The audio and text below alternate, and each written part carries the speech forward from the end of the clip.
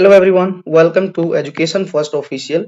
Dear kids, I hope कि आप सभी ठीक होंगे और जो है अपनी पीटी वन की तैयारी में लगे हुए होंगे। तो बच्चों, आज की इस वीडियो में हम पीएमसी केंद्रीय विद्यालय का पीटी वन एग्जामिनेशन क्लास 8 और इसका सब्जेक्ट रहेगा सोशल स्टडीज के पेपर को हम सॉल्व करेंगे। मैक्सिमम मार्क्स जो है 40 हैं, टाइम रहेगा 90 मिनट्स। कुछ इंस्ट्रक्शन दी गई हैं बच्चों, इनको पढ़ लेते हैं। ऑल क्वेश्चंस आर जो है कंपलसरी, सभी क्वेश्चन आपको सॉल्व करने हैं। तो चलिए पहला क्वेश्चन देखते हैं क्या दिया गया है। यहाँ दिया गया है fill in the blanks, 5 marks के question. The soil types most suitable for growing cotton is, कि यदि आपको कॉटन जो क्रॉप है उसको ग्रो करना है, उगाना है, तो उसके लिए कौन सी जो सोयल है वो बिल्कुल मोस्ट स्टेबल रहेगी। तो यहाँ दी गई है ब्लैक सोयल और loamy soil, Sandy soil and alluvial soil. तो बच्चों, कॉटन के लिए जो सबसे अच्छी जो सोयल होती है वो होती है ब्लैक सोयल।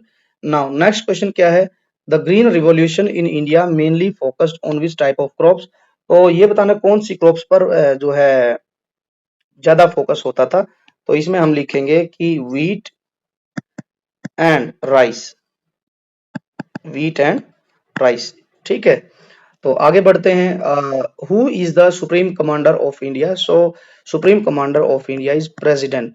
प्रेसिडेंट जो है वो भारत का सबसे बड़ा आदमी है, सर्वोच्च जो व्यक्ति है वो है हमारा president, supreme commander of the India. तो इसका आंसर प्रेसिडेंट हो जाएगा। Father of Indian constitution is जो है doctor B R Bhimrao Ambedkar. Ambedkar, ठीक है, Bhimrao Ambedkar. The government with the central authority that controls all decision is called a dash government। कि यहाँ लिखा है कि एक ऐसी गवर्नमेंट जिसमें जो विद एक ऐसी गवर्नमेंट जो कि सेंट्रल अथॉरिटी है और उसके हाथ में सारे के सारे डिसीजन लेने और जो है जो भी रूल रेगुलेशन को कंट्रोल करना है उसको क्या कहेंगे, किस तरीके की गवर्नमेंट कहेंगे। तो उसको कहेंगे बच्चों unitary, unitary government like China. ठीक है, चाइना में जो गवर्नमेंट का टाइप है वो है यूनिटरी गवर्नमेंट। हमारे यहाँ कौन सी है, हमारे यहाँ इंडिया में जो गवर्नमेंट का टाइप है वो है डेमोक्रेटिक गवर्नमेंट। आगे बढ़ते हैं। Match the following, match the following दिया गया है, यहाँ लिखा है head of the central government in India. की जो सेंट्रल गवर्नमेंट है उसका हेड कौन है, तो वो है प्राइम मिनिस्टर। बिल्कुल सही मैच है। People elect their leader and have equal right, तो उसको कहेंगे हम डेमोक्रेसी। डेमोक्रेसी में क्या होता है बच्चों की, लोगों को अपने लीडर चुनने का अधिकार होता है थ्रू वोट। ठीक है, और सभी के पास इक्वल राइट होता है, कोई भी इलेक्शन में पार्टिसिपेट कर सकता है। Power is inherited and held by king and queen. यदि किसी गवर्नमेंट के टाइप में राजा जो है राज करता है और वो उसके राजा के मरने के बाद में भी उसी के परिवार से ही इनहेरिडिटी जो चलती रहती है, तो वो कौन सी गवर्नमेंट होती है उसको बोलते हैं मोनार्की। स्टेट हैज जो है state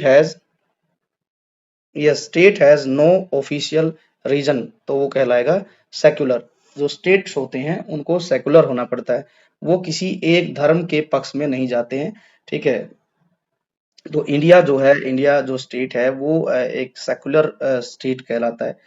common in north east India but leads to deforestation and soil erosion, उसको कहते हैं शिफ्टिंग कल्टीवेशन। की जो नॉर्थ ईस्ट में एक एग्रीकल्चर का टाइप है, ठीक है, जो लीड करता है डिफोरेस्टेशन को, और डिफोरेस्टेशन होता है तो सॉइल इरोजन भी ज्यादा होती है, उसको हम कहते हैं शिफ्टिंग कल्टीवेशन। अब आगे बढ़ते हैं, आगे क्या लिखा गया है। Very short answer question, 2 number के क्वेश्चन है और 4 क्वेश्चन करने में। Discuss any two challenges faced by the Indian farmer.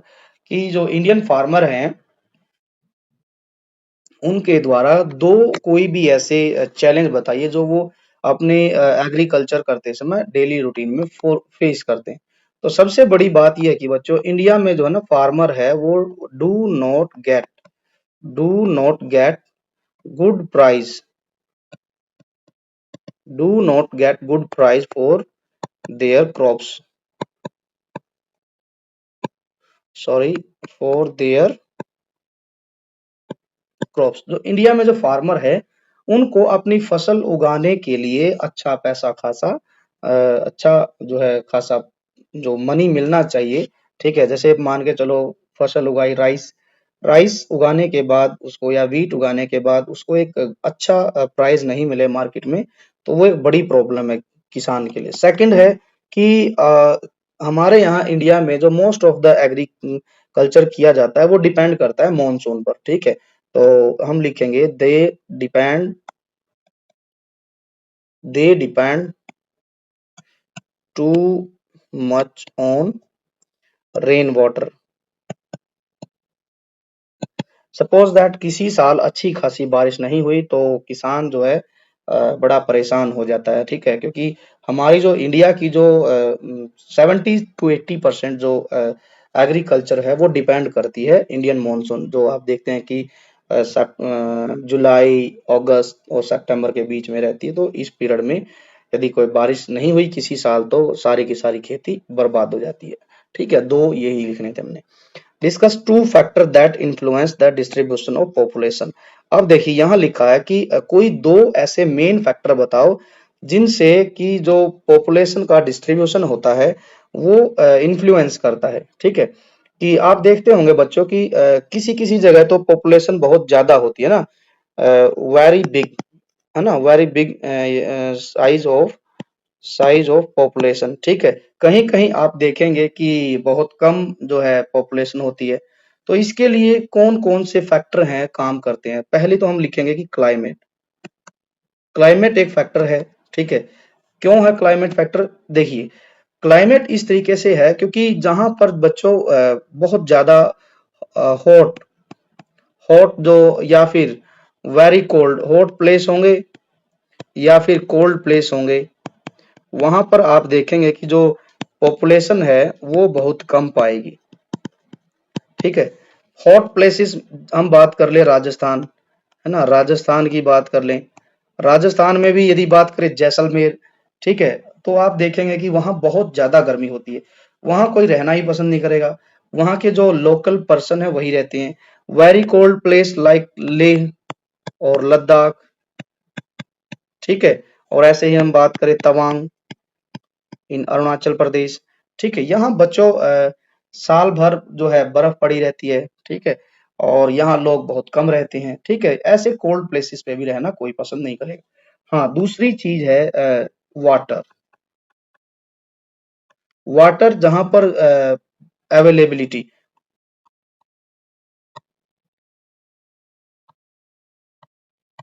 जहां पर वाटर की अवेलेबिलिटी रहेगी वहां पर भी आप देखेंगे कि बहुत ज्यादा लोग इजीली रहते हैं।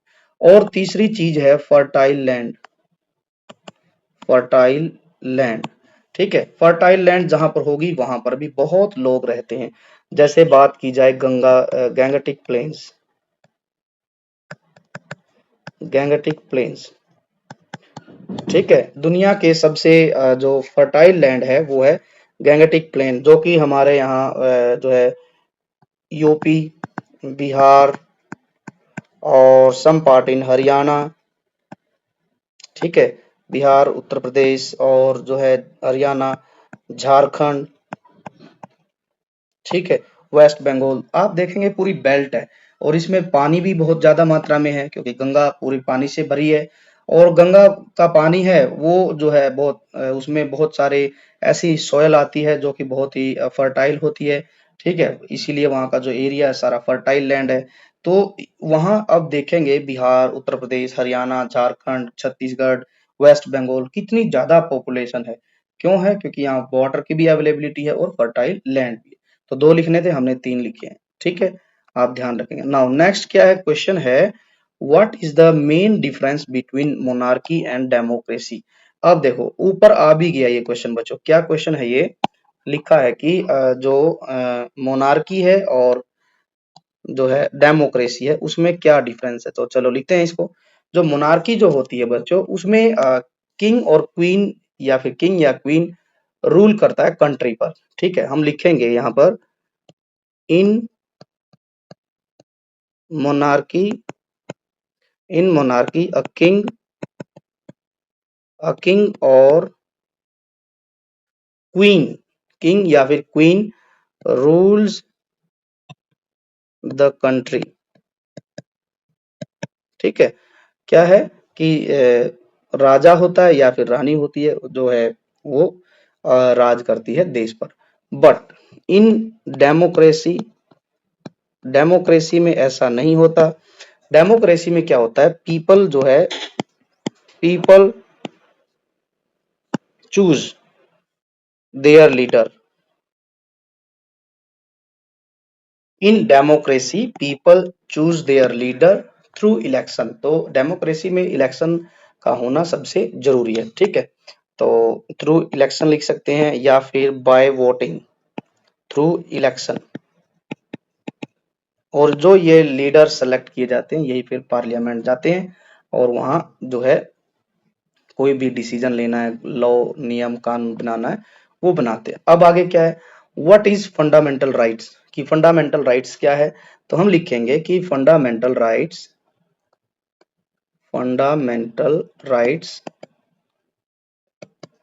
आर द राइट्स, ऐसे राइट्स हैं कि जो कि हर एक सिटीजन को दिए जाते हैं, given to every citizen, like the right of equality, है ना, live freely and get education.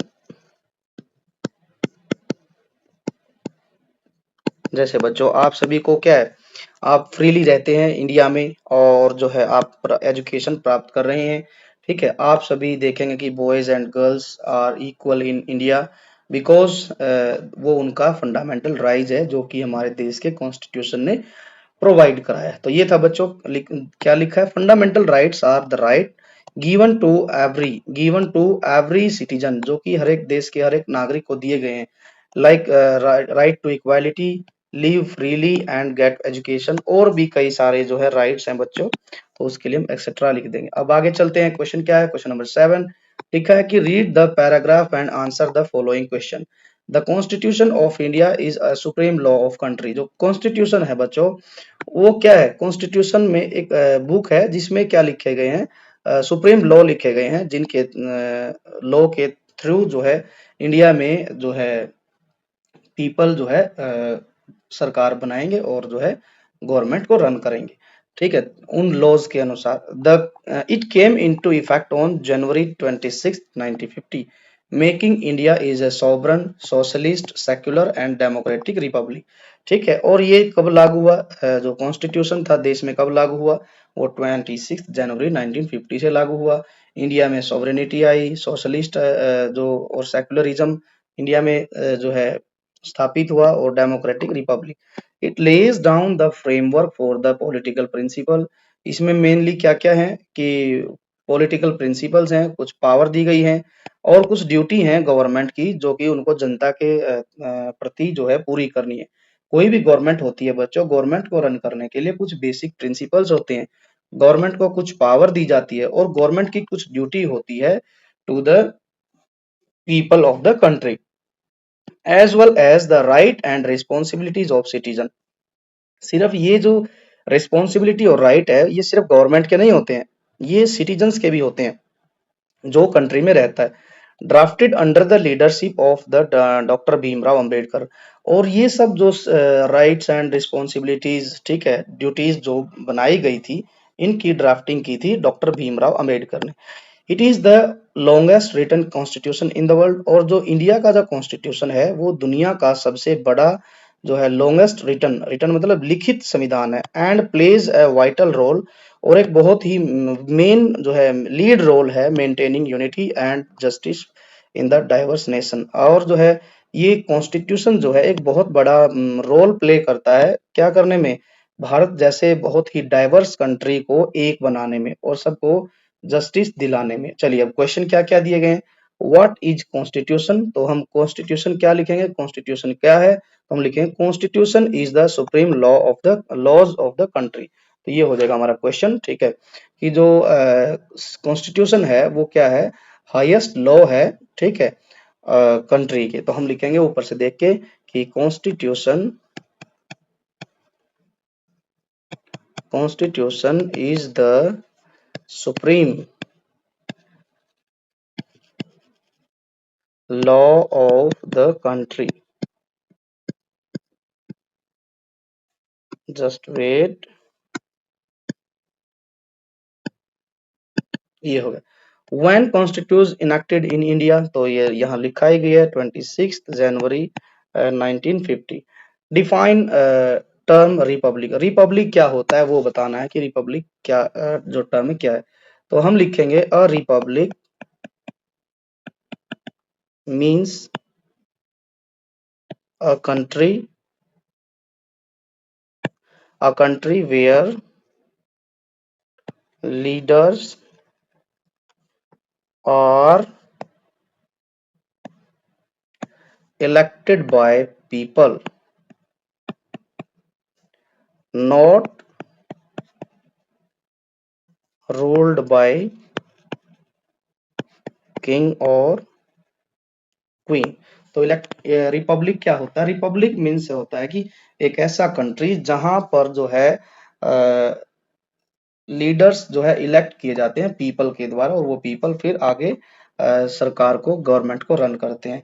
ना कि ऐसा हो कि जहां पर राजा और रानी राज करते हैं। जैसे ब्रिटेन है, ब्रिटेन में बच्चों देखेंगे तो ब्रिटेन जो है आज भी, ब्रिटेन ब्रिटेन में क्या होता है आज भी, क्या है, किंग और क्वीन जो है वहां पर देखने को मिलेंगे आप लोगों को। बट हमारे यहाँ क्या है, प्रेसिडेंट है, प्रेसिडेंट, और प्रेसिडेंट का भी इलेक्शन होता है। ऐसा नहीं है कि हमारे यहाँ हेरिडिटी चलती है कि भाई पहले एक राजा बना फिर उसका आगे सन या डॉटर जो है किंग या क्वीन बनेगी। ऐसा इंडिया में नहीं है। अब नेक्स्ट क्वेश्चन है शॉर्ट आंसर क्वेश्चन, 3 मार्क्स का एक क्वेश्चन है, और चलिए देखते हैं क्या क्या है। जस्ट वेट, इसको हम मिटा लेते हैं एक बार। हाँ, what is fundamental duties? Fundamental duties क्या है? ठीक है, तो हम लिखेंगे fundamental duties are the things, एक कुछ ऐसी चीजें हैं जो हमें हर एक सिटीजन को फॉलो करनी होती है। ठीक है, और उसमें क्या क्या है, जैसे कि तिरंगा जो है हमारा ट्राई कलर है, नेशनल फ्लैग है, उसकी रिस्पेक्ट करना है। ठीक है, और जो है क्या नाम लेते हैं, हिस्टोरिकल बिल्डिंग्स है, मॉन्यूमेंट्स है, उनकी हमने क्या करनी है, रक्षा करनी है। ठीक है, और इसके अलावा हमें रिस्पेक्ट देनी है फ्लैग को, नेशनल एंथम को, और हमें हेल्प करनी है कंट्री के जो पीपल हैं उनकी मदद करनी है। तो यही सब क्या है, फंडामेंटल ड्यूटीज है। तो यही हमने लिखना है। चलो लिखते हैं कि fundamental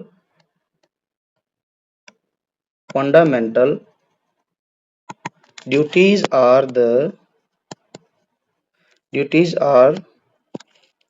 the things,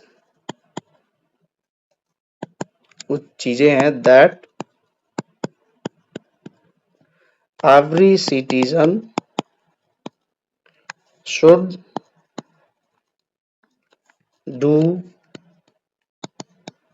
like obeying law। ठीक है, नियमों को मानना,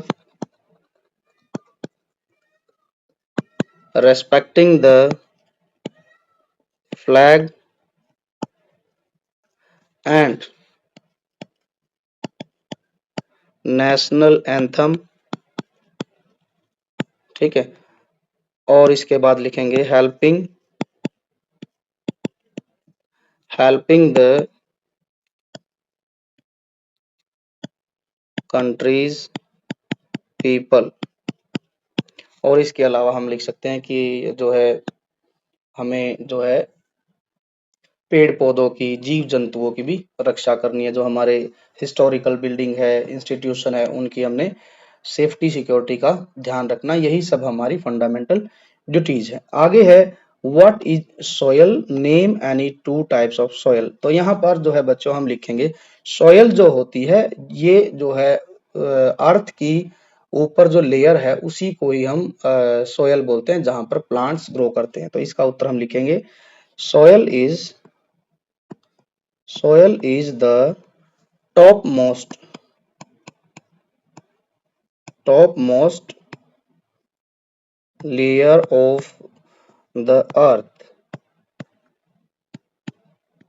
ठीक है, सोयल क्या है, सोयल धरती के ऊपर की जो सबसे ऊपर वाली परत है उसको हम सोयल कहते हैं, जहां पर वेयर प्लांट्स ग्रोज, है ना, प्लांट ग्रो करते हैं उसको हम बोलते हैं soil. Name any two types of soil, तो हम कई सारी लिख सकते हैं, सैंडी सोयल, सैंडी सोयल, और इसके बाद अ, जो है ब्लैक सोयल, ठीक है, और इसके बाद जो है हमने देखा था एल्यूवियल सोयल, ठीक है। तो ये हो गया, और आप जो है जो आपको आती है उसको भी आप लिख सकते हैं। Now next question, next question क्या है, मैप बेस्ड क्वेश्चन है ये। On the outline map of India locate and label the following on map, represent the given soil on the map of India. हमें ब्लैक सॉइल जो है map पर represent करनी है। जैसे ब्लैक सॉइल, बच्चों यहाँ मैप यहाँ दिया नहीं गया है, आपको पेपर में अलग से दिया जाएगा। मैं बता देता हूँ, इंडिया का कुछ इस तरीके का एक मैप में पोर्शन आता है, इस तरीके का। यहाँ पर हम इसको बना लेते हैं थोड़ा सा, चलिए। तो ब्लैक सोयल जो बच्चों, वो बेसिकली इन गुजरात, गुजरात और महाराष्ट्र, गुजरात और महाराष्ट्र में पाई जाती है। और ब्लैक सोयल जो बच्चों कॉटन के लिए बेस्ट है। कॉटन यदि आपने ग्रो करनी है तो आपको जो है ब्लैक सोयल चाहिए, और ब्लैक सोयल कहाँ पाई जाती है, गुजरात में है। और गुजरात जो है बहुत बड़ा एक्सपोर्टर है कॉटन का। एल्यूवियल सोयल, एल्यूवियल सोयल जो पाई जाती है बच्चों, वो बेसिकली गैंगेटिक प्लेन में पाई जाती है। जितने भी गैंगेटिक प्लेन के स्टेट हैं वो वहां पर हमें एल्यूवियल सोयल देखने को मिलेगी। एल्यूवियल सोयल कौन कौन से, जैसे बात की जाए उत्तर प्रदेश, उत्तर प्रदेश, बिहार, ठीक है, ऐसे ही वेस्ट बंगाल, और इसके अलावा बात की जाए तो पंजाब है, ठीक है, और सम पार्ट इन हरियाणा, ठीक, और छत्तीसगढ़, झारखंड, ये मिले। अरुणाचल प्रदेश भी आप मेंशन करेंगे, ठीक है। जैसे इंडिया में एक जगह ऐसे बना पाएगा सिक्किम, सिक्किम से ऊपर जाके इस तरीके से हमारे मैप है इंडिया का, बढ़ते बढ़ते बढ़ते बढ़ते फिर ये वापिस आता नीचे। तो ये जो पार्ट है बच्चों, ये पूरा का पूरा अरुणाचल है। यहाँ पर अरुणाचल, अरुणाचल प्रदेश। चलिए जी आगे बढ़ते हैं। लॉन्ग आंसर क्वेश्चन, ये 5 मार्क्स के क्वेश्चन है, आपने 4 क्वेश्चन में से किसी 2 के आंसर लिखने। पहला क्वेश्चन क्या, explain the soil formation process. आपने सोयल फॉर्मेशन प्रोसेस को एक्सप्लेन करना है। तो चलिए, सोयल जो फॉर्मेशन है बच्चों, ये जस्ट 1 या 2 दिन की प्रोसेस नहीं होती है। इसको सोयल को बनने में मिलियंस या फिर 100,000 ईयर्स लग जाते हैं। तो हम लिखेंगे यहाँ पर soil, soil is formed very slowly over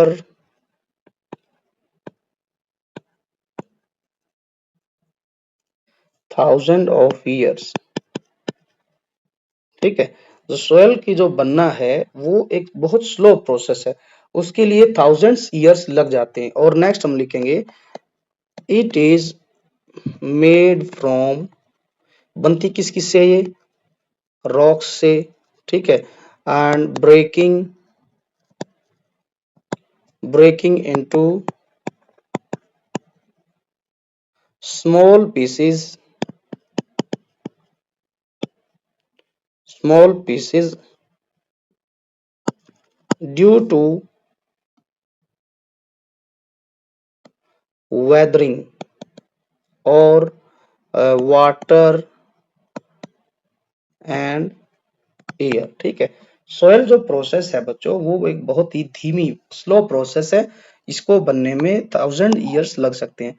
ये किससे बनती है, मिट्टी जो बनती है वो रॉक्स के टूटने से बनती है, और वो बहुत बारीक पीसेस में टूटता है। किससे टूटता है, वेदरिंग कंडीशन से, वाटर ब्रेक करता है, और या फिर एयर जो है उस पर, जितनी ज्यादा पत्थर पर एयर का प्रेशर लगेगा तो पत्थर जो है घिसेगा, तो वो घिसने के बाद जो है सोयल में फॉर्मेट हो जाएगा। आगे है importance of education, health and skill enhance in countries development discuss. यहाँ लिखा है कि इंपॉर्टेंस बतानी है एजुकेशन की, हेल्थ की और स्किल एनहेंसमेंट की।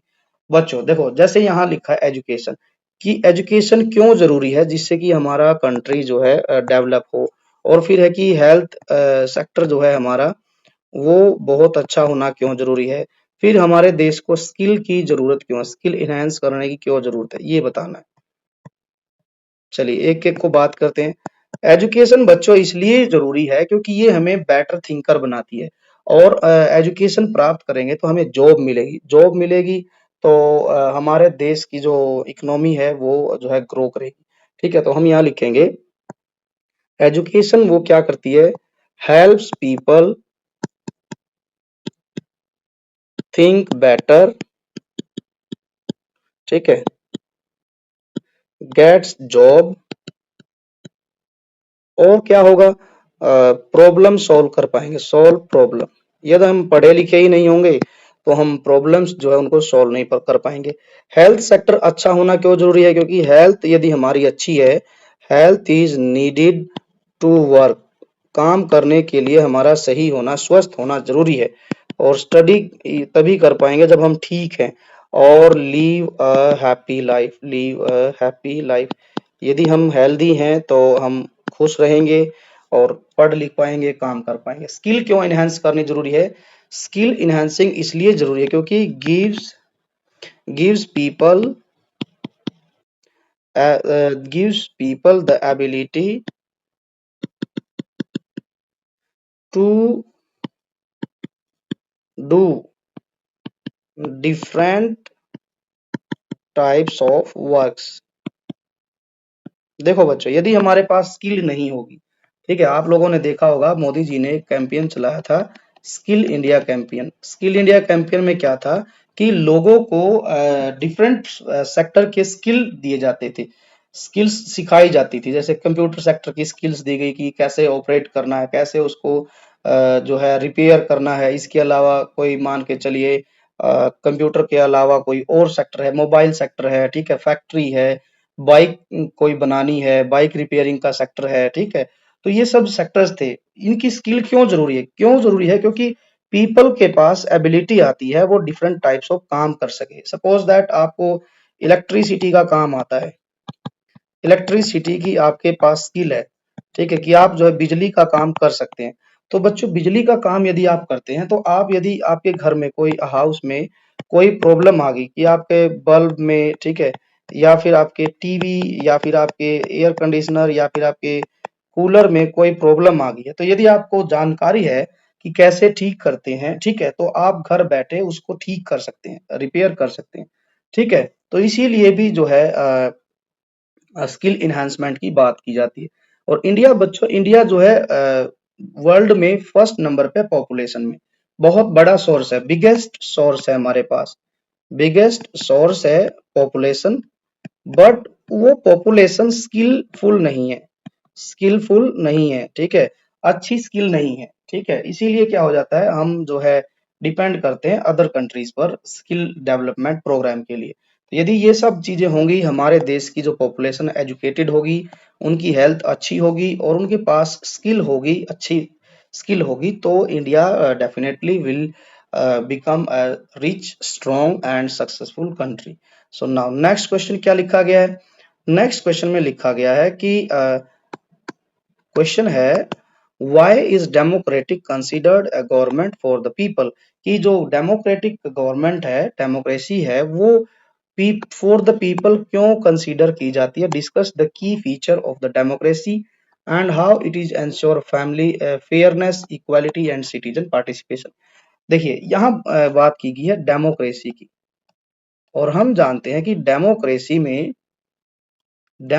में पीपल को जो है राइट है वोट करने का, और अपने जो लीडर को जो है चूज करने का थ्रू वोट, ठीक है। और जब वोट करके वो अपने लीडर को सेलेक्ट करता है तो वो क्या करता है, आगे जाकर गवर्नमेंट का पार्ट बनता है, और गवर्नमेंट का पार्ट बनता है तो अपने लोगों के लिए, जिन्होंने उसको जो है सेलेक्ट करके भेजा है, उनके लिए काम करता है, ठीक है। तो हम लिखेंगे डेमोक्रेसी इज कॉल्ड, democracy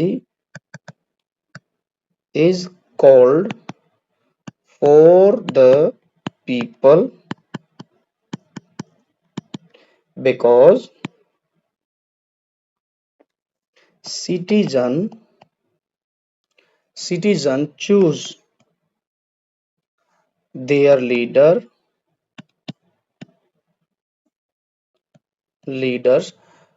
ठीक है। all the people have equal rights, और सभी जो डेमोक्रेटिक कंट्री होता है उसमें सभी लोगों के पास इक्वल राइट होते हैं, और everyone can can vote and speak freely. जो डेमोक्रेटिक कंट्री होता है उसमें हर कोई, not only male but also female, can vote to their leader और फ्रीली स्पीक कर सकते हैं। द गवर्नमेंट जो होती है वो क्या करती है, द गवर्नमेंट जो गवर्नमेंट काम करती है किसके लिए, government works for the people, लोगों के लिए काम करती है।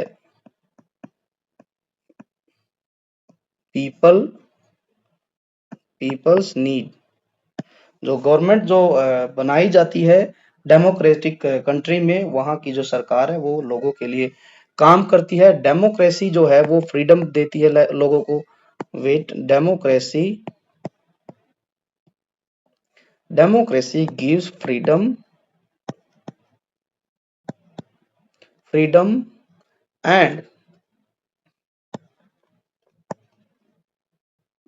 अलाउ करती है पीपल को कि वो भी सरकार का पार्ट बने, to take in to take part इन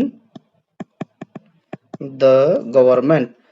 बच्चों आप देखेंगे अपने आसपास कि जो किसी भी पार्टी का जो नेता होता है, ठीक है, वो हमारे ही लोगों में से, आम लोगों में से चुनकर हमारे ही लोगों के द्वारा चुना जाता है, ठीक है, और वो बाद में सरकार का पार्ट बनता है। तो ये था आंसर कि democracy is called for the people, लोगों के लिए इसलिए कहा जाता है डेमोक्रेसी को क्योंकि डेमोक्रेटिक कंट्री के जो पीपल है वो सिटीजन है, वो चूज करते हैं अपना लीडर थ्रू वोट, और all people have equal right, और सभी लोगों के पास इक्वल राइट है।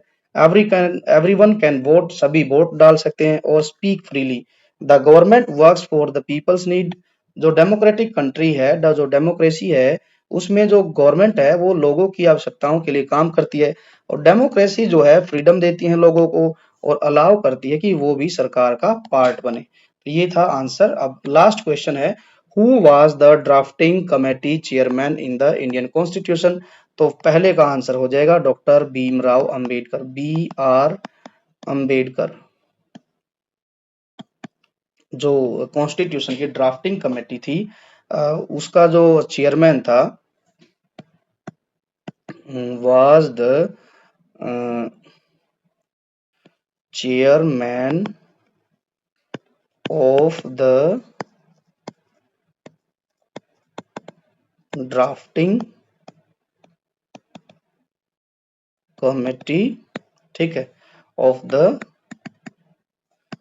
इंडियन कॉन्स्टिट्यूशन, ठीक, right his contribution in the making of the constitution. अब ये बताना है कि जो भीमराव अंबेडकर थे इनका क्या क्या कंट्रीब्यूशन था जो कॉन्स्टिट्यूशन लिखने में। तो बच्चों हम जानते हैं कि डॉक्टर भीमराव अंबेडकर ही ऐसे थे जिन्होंने पूरे संविधान को तैयार किया, ड्राफ्टिंग की उसकी, और इन्होंने हर एक जो हम कहेंगे कास्ट है और हर एक जाति है, ठीक है, उसको इक्वल राइट्स देने का काम किया, ठीक है, और इसके अलावा इन्होंने जो वीकर सेक्शन थे हमारे समाज में, सोसाइटी में, उनको प्रोटेक्ट किया, ठीक है, उनके लिए एक स्ट्रॉन्ग और जो है कुछ ऐसे लॉज बनाए जिससे कि वो लोग भी जो है समाज में अपनी जगह स्थापित कर जाए। तो हम इसके कंट्रीब्यूशन लिखेंगे, हिज कंट्रीब्यूशन जो थे बच्चों वो देख लेते हैं। फर्स्ट है कि इन्होंने क्या किया, he wrote the main ideas of the constitution, ठीक है, इन्होंने कॉन्स्टिट्यूशन जब लिखा था तो जो मेन आइडिया थे कि कॉन्स्टिट्यूशन कैसे बनेगा, क्या-क्या उसके जो है लॉज रहेंगे, लोगों को किस तरीके से इक्वलिटी दी जाएगी, ठीक है, राइट्स दिए जाएंगे, वो सब लिखे। इन्होंने क्या किया, he made sure equality, sure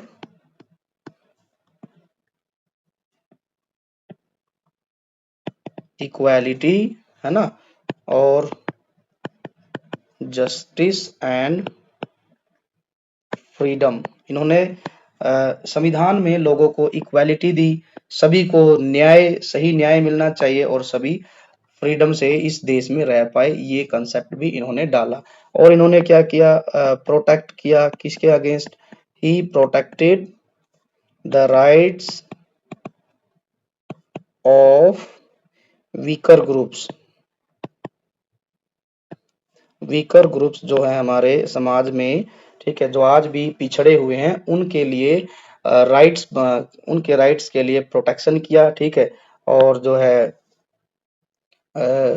his ideas helped build a strong